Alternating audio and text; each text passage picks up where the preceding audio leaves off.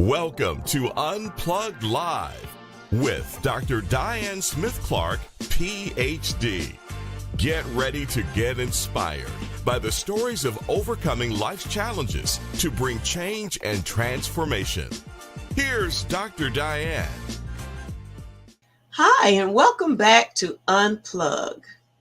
I'm Dr. Diane Clark, your host. My co-host is on assignment, but we miss him and we hope that he returns to us soon. Tonight, we're going to continue with the subject that we taught on last week that we conversed about, teen suicide and how it's impacting the church community, how it's impacting families, and get some more information on what we can do for prevention, intervention, so that we can bring awareness and perhaps we can save the next child. If you're tuning in, I want you to leave a comment on Facebook, if you're on Instagram, or you subscribe to my YouTube channel.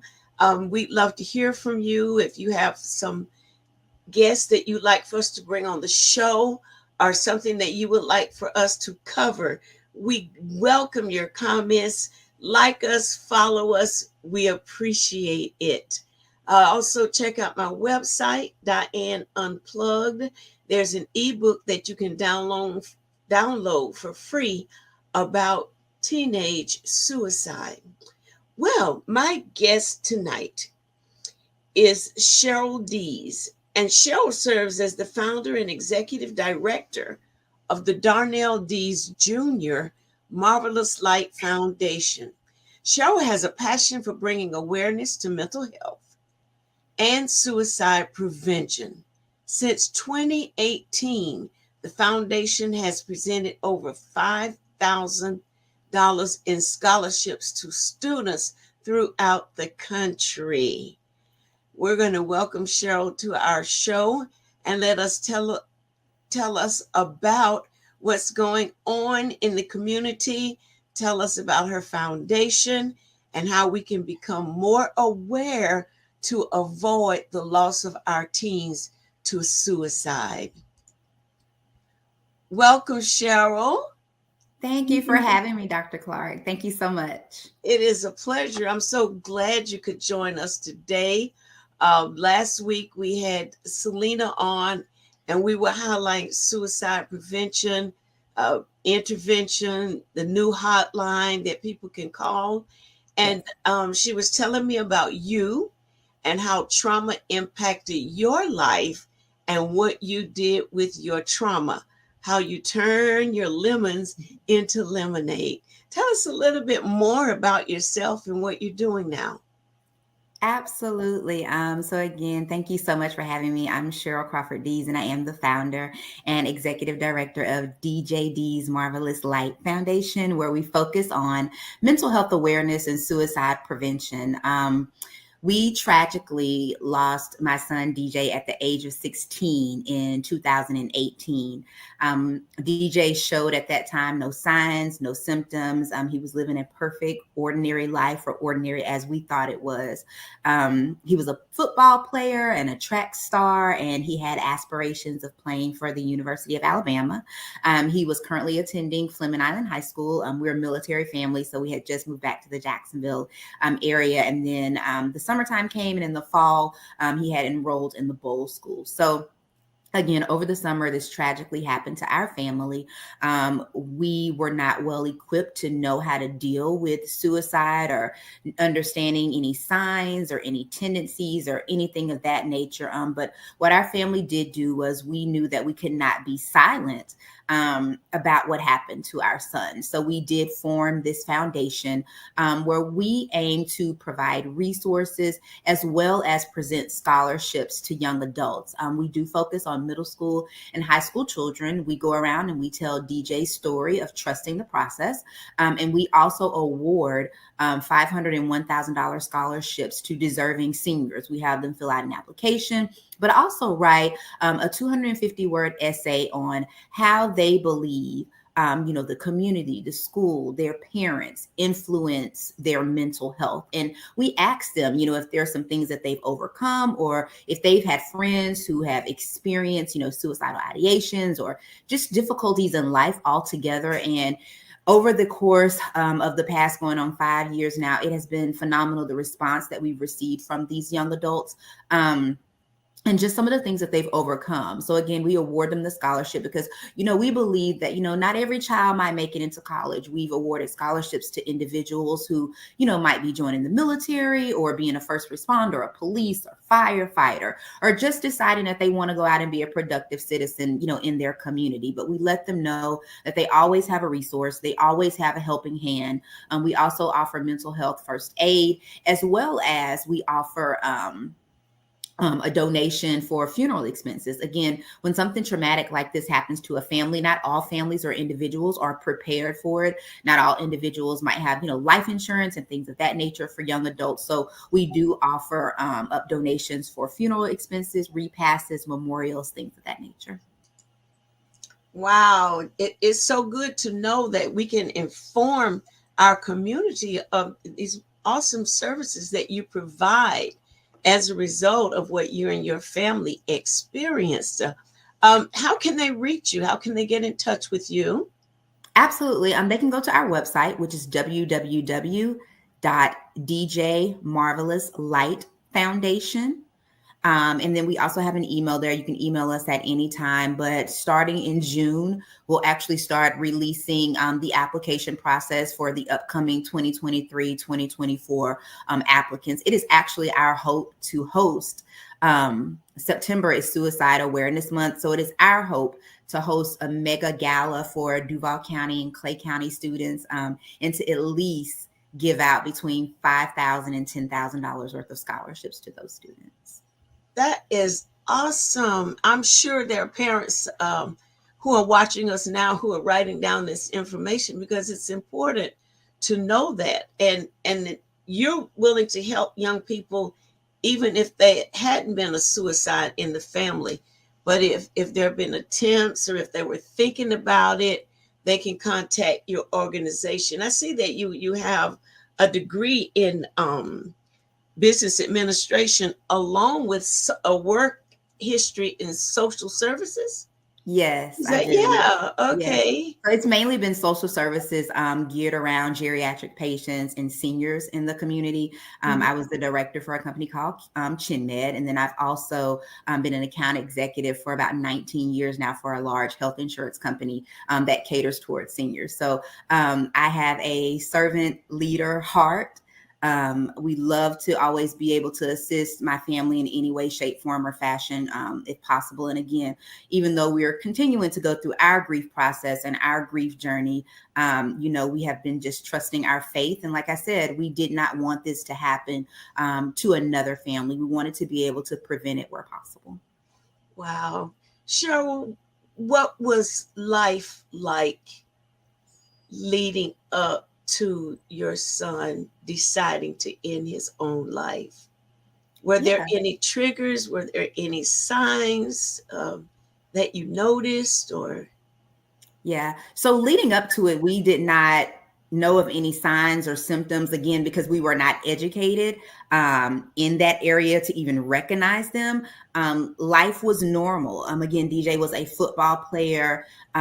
He played football since the age of 5, and he had started putting in applications. Scouts had started, looking at him, and we had actually just come back on a football camp tour. So I think we went to about 3 camps in Georgia, and then we had 1 camp that we were in Miami.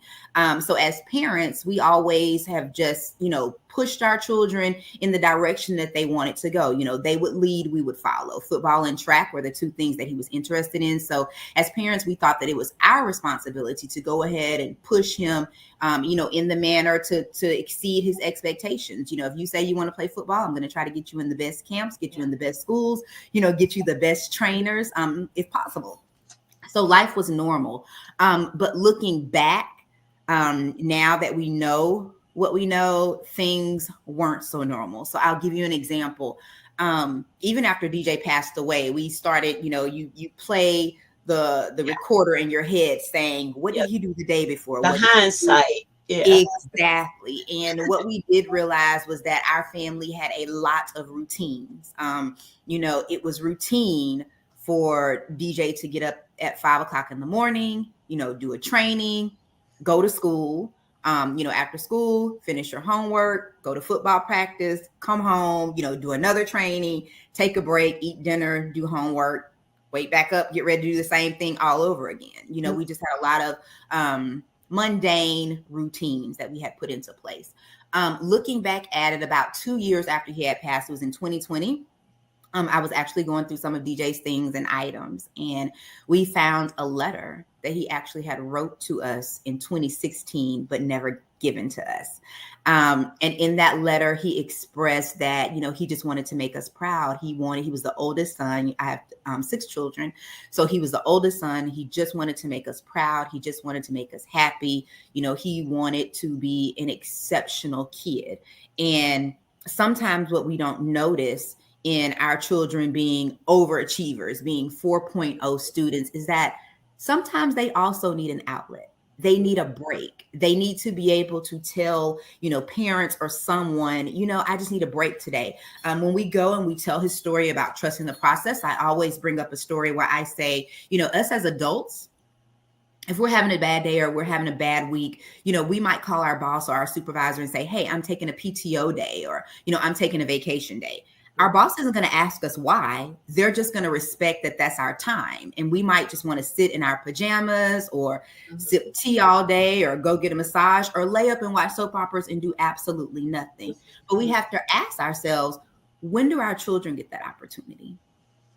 We always say, hey, your responsibility is getting up, going to school. What else do you have to do? You play these sports, you don't have any real responsibilities, but really and truthfully, they do. And sometimes they just might say, you know what? I need a break. And they need to feel comfortable in having that space, to come to their parents or some, adult that they respect, be it a teacher, be it a guidance counselor, and just say, hey, I've been running, but now I feel like my tank is empty. I can't explain to you exactly what I feel, but I feel like I just need to put some things on pause and take a break and feel comfortable being able to do that. Mm-hmm. I know how difficult and challenging it can be. Just looking back to my school days, which was quite a few days back. But, the pressure was to be the best, do the best, because if you were going to participate in corporate America, if you were going to change your life, if things were going to be different for your future, you had to be the best. There was a lot of pressure to excel.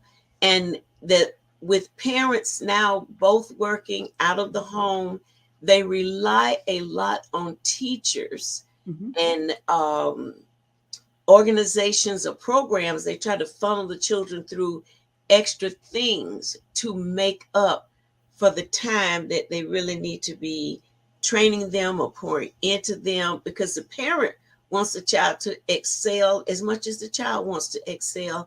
And I can see, looking back, how hard that pressure must have been, because I came home with a straight A report card, and the question was, why aren't these A pluses?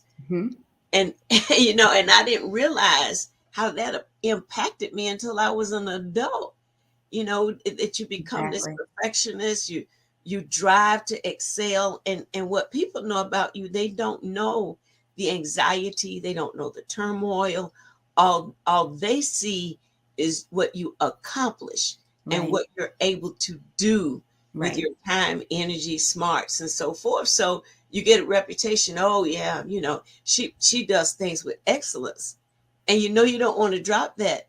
I guess you wouldn't want to drop that from people saying you do things with excellence, because I run into a challenge a lot of times when I'm working with people, and I say, I really need your help. I need you to come do such and such with me. And they say, well, I would do it. But you like things done right. So my question became, well, how were you going to do it? You weren't going to do it right. But now in my life, I realized what they were saying was, you're going to apply pressure to me to do my best when I'm not accustomed to performing at that level. Mhm. And I can imagine children who cannot process on that level what they must feel, what they must think. I'm sure this impacted your family. Oh yeah. How did you walk your children through the Yeah. process? So definitely, like I said, I have 6 children. DJ was my oldest. I have 4 daughters, and then we just recently had another son. So they range from ages 1 to 20. Oh Um, my. yes, in our household. So what I will say is, I don't want to quote him, but I know he said something around this specific topic. Dr. Jamal Bryant made a comment where he said in one of his sermons, we can no longer raise our children the way that we were raised because that world no longer No exists. longer exists. Yeah. So we can still, instill in them the morals and the values. But again, that world no longer exists. If you skipped class or something, the teacher had to find you. Then she had to pick up the phone, call your home phone, leave a message, wait till your parents got home. Now it's as simple as they can click a camera and, send it to the parent and be like, hey, we just found your child. She was in Burger King when she was supposed to be at school. So as we were telling DJ's story of trusting the process, we were in Gulfport, Mississippi, and we were at one of the Catholic dioceses. And one year we presented, and the lady who was running the organization basically let me know that the students that were coming made up the top 20% in the class for the local high school. And I said, oh, okay, wow. So we have a lot of students and a lot of people who come to us, after we speak, walk up to us and say, hey, I'm a survivor, or hey, thank you for letting me know that it's okay to not be okay. We give out bands. So the second year that I came there, there were a couple of more adults in the room, and one of the mothers approached me and she told me that after listening to our story, it really made her think about the way she had been driving her children. She had 2 older sons, and this is her youngest son. Her 2 older sons went to Ivy League universities, and she was just expecting for her son to go to an Ivy League university until he finally told her, this is not what I want to do. I actually want to be an artist. I actually want to go to school here instead of there.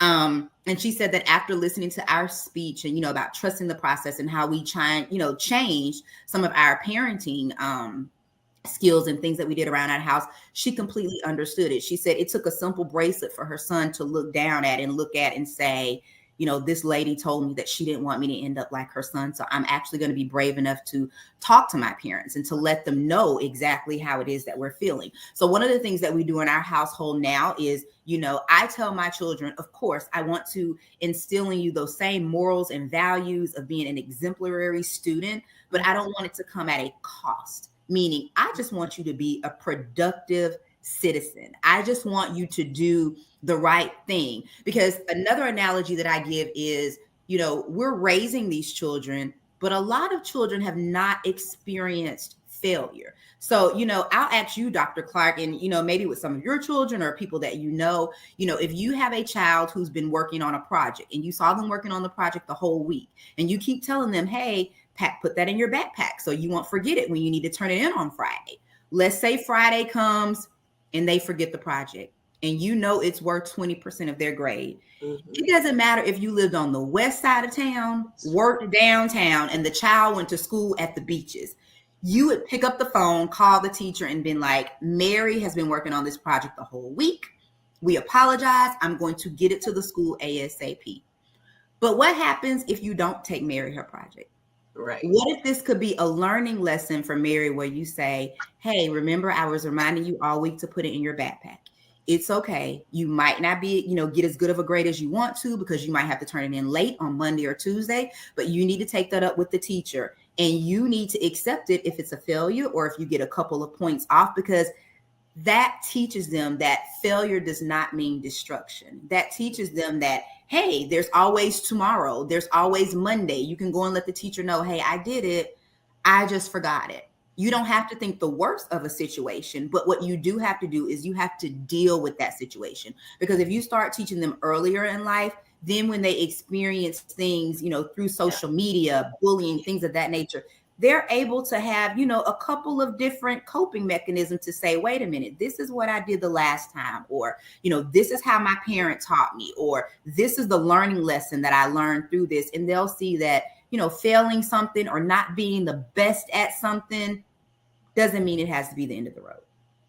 That is so true. And, generationally, we have lost the art of communication. I've actually been actively praying for God to release a new grace on parents, because our children are dealing with things that we never dealt with.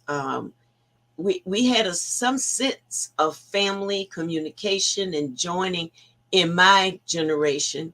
And then my parents were the parents who had to do without, had to sacrifice.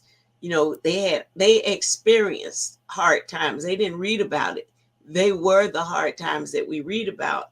And so their aim for their children was for them to be the best, to get out of and not experience what they experienced. Mm-hmm. So that group of children that came from that generation, many of them did not know how to effectively communicate. Mm-hmm. So when they had children, instead of learning new parenting skills, they simply started doing what was done to them. And that started this mental health gap that we're seeing among our children, because they're now being raised by Facebook and Instagram and TikTok.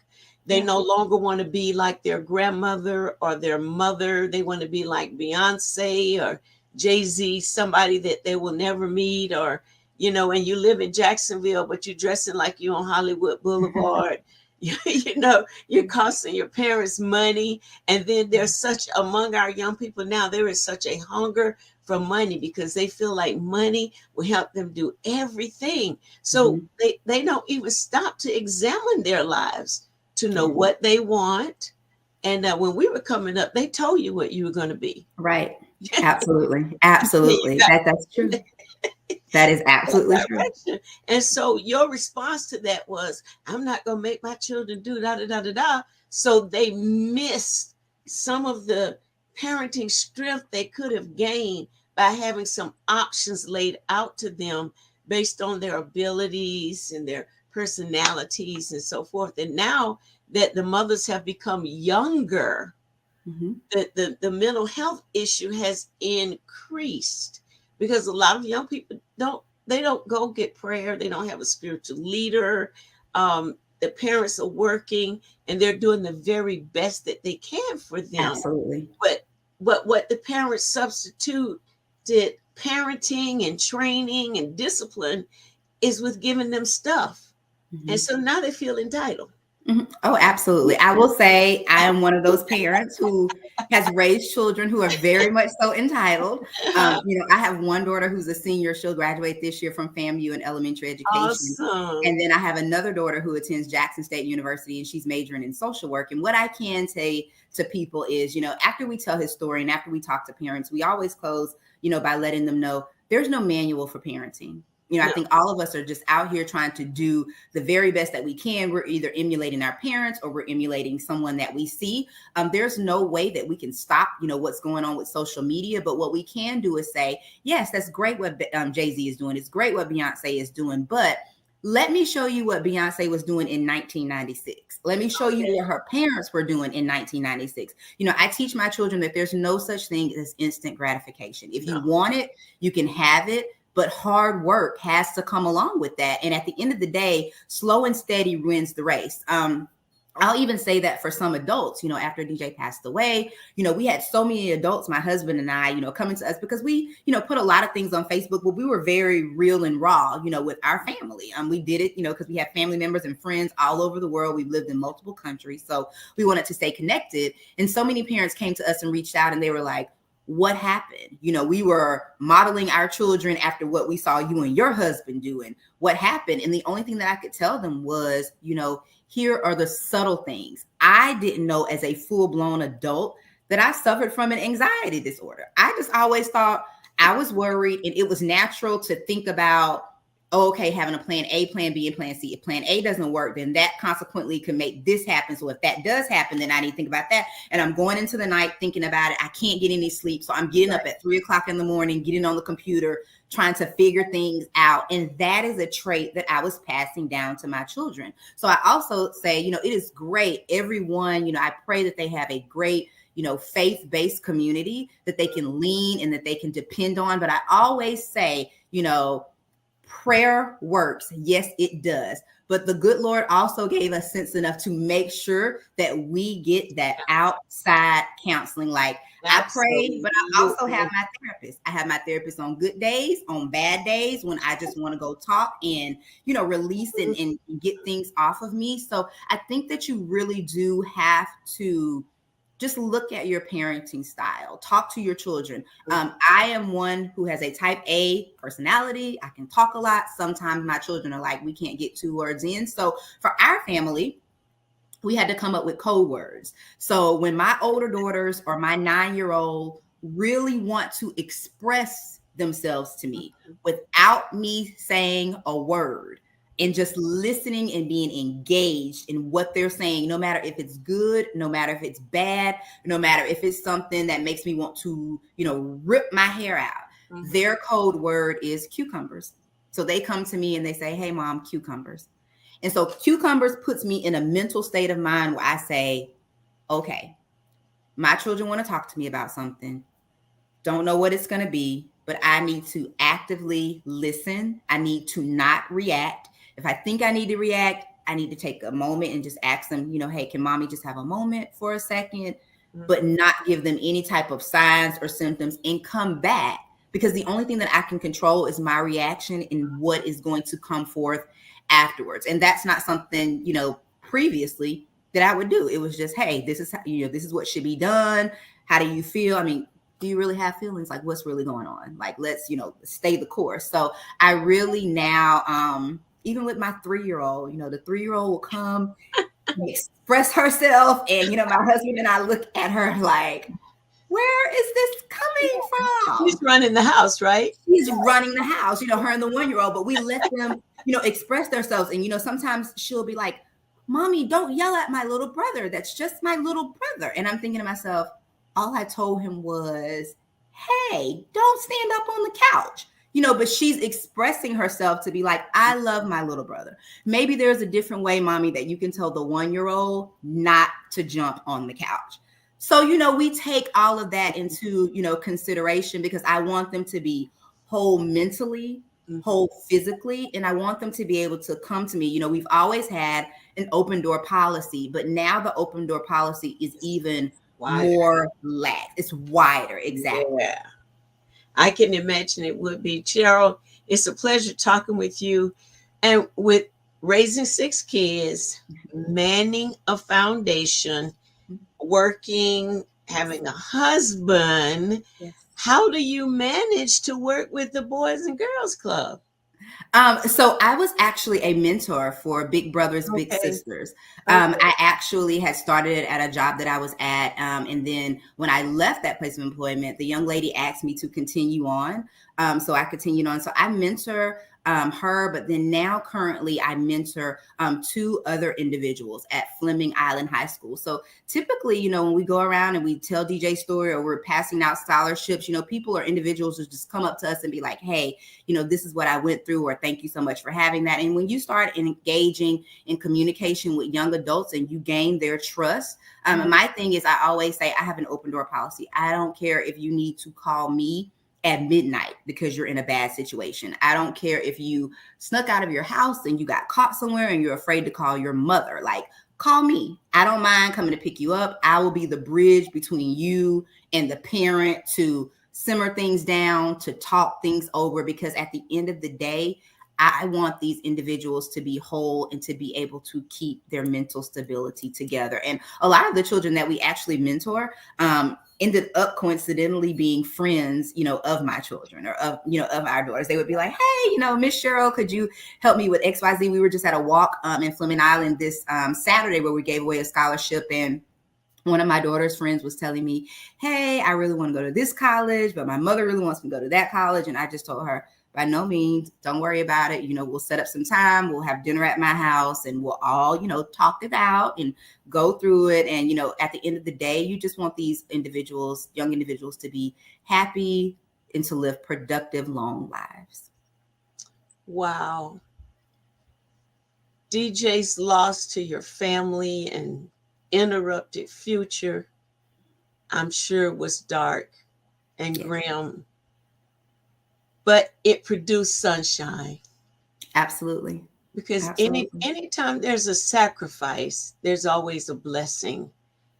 Absolutely. And while DJ will not be able to participate anymore, so many other children, because of people like you, will have an opportunity to decompress, to talk about what's really going on with them. And Cheryl, one last thing, our time is almost up. We could just go on talking about this because I have a passion for the mental health system. Yes. The focus of it when it's really done right, and you're not just put on a bunch of meds to make you feel better, but when you really do some cognitive therapy and talking, expressing, so that healing can take place. We have a lot of our kids in school are under pressure. They don't know how to make a decision. I couldn't believe it.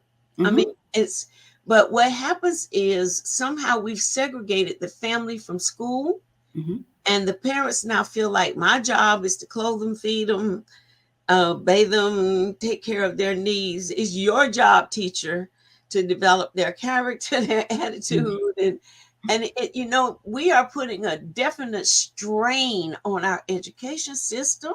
Yes. To the point, they were having problems hiring teachers. Absolutely. The teachers now have to be mega parent teachers, mega parent educators. Yeah. And that's why they came up with the phrase, it takes a village. I know that you all give scholarships. How do you gather the funds for that? Is there a place where some organization may be watching, or someone who works for an organization that's anthropic, that they will give you a donation for your scholarship program? How would they go about doing that? Yes, absolutely. So they can go to our website. Again, it's djdsmarvelouslightfoundation.com. And we do have a donation tab. We actually have sponsors who donate to the cause on a monthly basis. And then usually when it's scholarship time and it's time to give out, we disperse those funds. Also, like the event that we were at this past Saturday, the Eagles Fly High 5K. They raised money for the 5K, and then they donated to our organization as well. And we give back by getting those students together, saying, hey, we're disbanding now the applications, have those children apply, have them write the essays, and myself, along with the other board members, go through those essays, and we decide which individuals should receive them. And again, the thing that I like about it the most is, it's not just geared towards those individuals who are going to college, because we understand with all the pressures of society, it's great. We need teachers. Absolutely. Like I said, my daughter's majoring in elementary education, but we also need first responders. We need more police officers. We need more firefighters. We need more healthcare workers, more nurses, more LPNs, more CNAs. So any type of a trade that they can pick up. We need welders. We need builders. So, we offer that to them just as a bridge to say, hey, here's something extra to help you get along in whatever your trade or your future endeavors might be. So you can definitely donate. Like I said, we have monthly donors.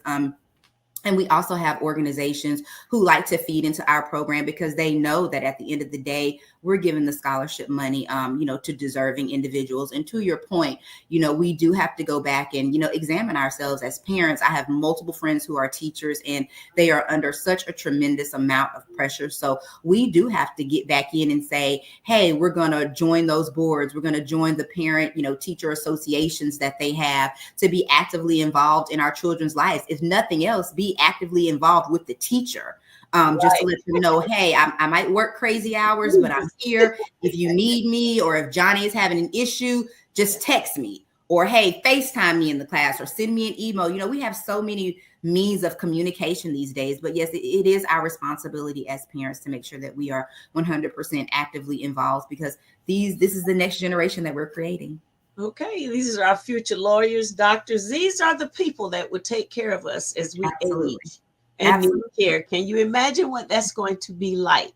I We close my still eyes have sometimes and I think about, oh gosh, I have a 1-year-old son and I have a 3-year-old daughter and a 9-year-old daughter. Like literally in 10 years, 20 years, what is that going to look like? Be very interesting. Yeah, you have AI, you have metaverse, Mhm. so many things that's challenging their minds. And then we already have teenage millionaires, we have, Absolutely. Yeah. yeah, we have children who are Everyone wants to just, be a TikTok sensation. yeah, yeah, that too. But we know everybody's not going to make it. So we have to really approach it realistically Yep. so that we don't get sidetracked, Absolutely. or yeah, knocked out of life by that.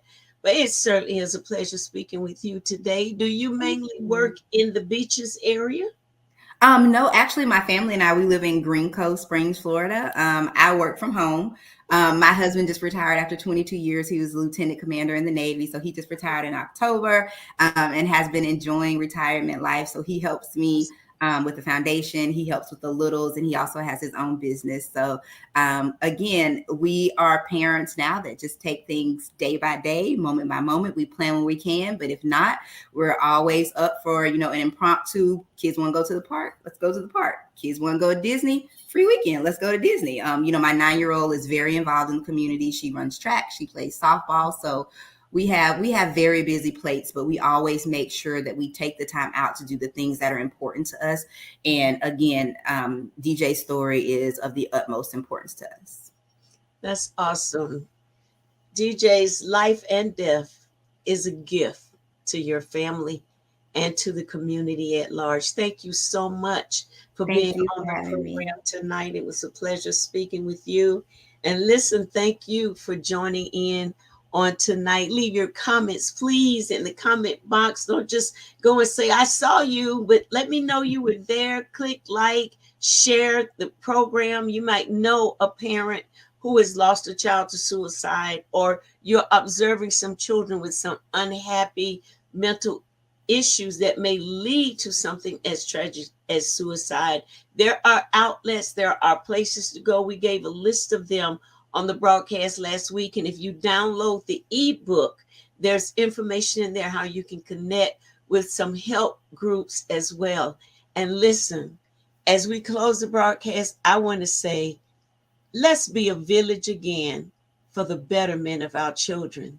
Thank you, and we'll see you next week, 7:00 p.m. Thursday evening for Unplugged Live. Thanks for joining us for Unplugged Live with Dr. Diane Smith-Clark, PhD, helping to bring change and transformation in the mental health space within the church community. Dr. Diane wants to hear from you.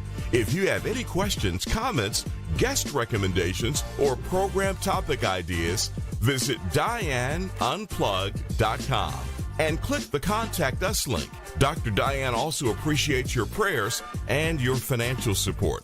You can give online at DianeUnplugged.com and select Donate.